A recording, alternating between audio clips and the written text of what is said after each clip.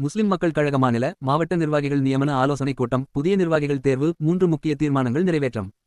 விழுப்புரம் மாவட்டம் காணி ஒன்றியம் அன்னியூரில் உள்ள பெரியார் தெருவில் வெள்ளிக்கிழமை நடைபெற்ற முஸ்லிம் மக்கள் கழகத்தின் மாநில மற்றும் மாவட்ட நிர்வாகிகள் நியமன ஆலோசனைக் கூட்டத்தில் புதிய நிர்வாகிகள் தேர்வு செய்யப்பட்டதுடன் பல்வேறு முக்கிய தீர்மானங்களும் நிறைவேற்றப்பட்டன.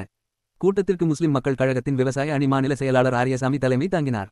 விவசாய அணி மாவட்ட செயலாளர் ஏழுமலை, விழுப்புரம் மாவட்ட தலைவர் ஷோபுக்கத் அலி மற்றும் மாவட்ட பொருளாளர் அப்துல் ஹக்கீம் ஆகியோர் முன்னிலை வகித்தனர். காணை ஒன்றிய செயலாளர் மணிகண்டன் வரவேற்புரையாற்றினார். கூட்டத்தில் வானூர் தொகுதி செயலாளர் செல்வம், வானூர் தொகுதி அமைப்புச் செயலாளர் நடராஜன், விக்கிரவாண்டி தொகுதி தலைவர் சின்னையன், வேம்நகரை ரஞ்சித் உள்ளிட்டோர் பங்கேற்றனர். நிறுவன தலைவர் மற்றும் சமூக போராளி முனைவர் சசு ஜெயநிதின் சிறப்புரையாற்றினார்.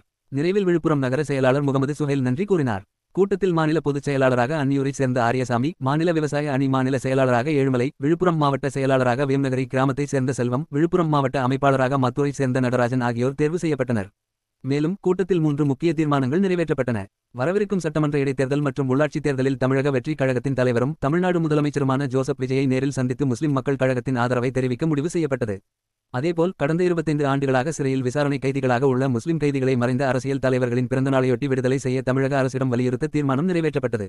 மேலும் ஆசிரியர் தேர்வு வாரியம் சார்பில் 2013, 2017, 2019 மற்றும் 2022 ஆண்டுகளில் நடைபெற்ற தகுதித் தேர்வுகளில் தேர்ச்சி பெற்றும் இதுவரை பணி நியமனம் பெறாத 25,515 ஆசிரியர் தகுதித் தேர்வாளர்களுக்கு அவர்களின் கல்வித் தகுதி வீணாகாத வகையில் உடனடியாக ஆசிரியர் பணி நியமனம் வழங்க தமிழ்நாடு முதலமைச்சர் ஜோசப் விஜயிடம் கோரிக்கை விடுக்கவும் கூட்டத்தில் தீர்மானிக்கப்பட்டது.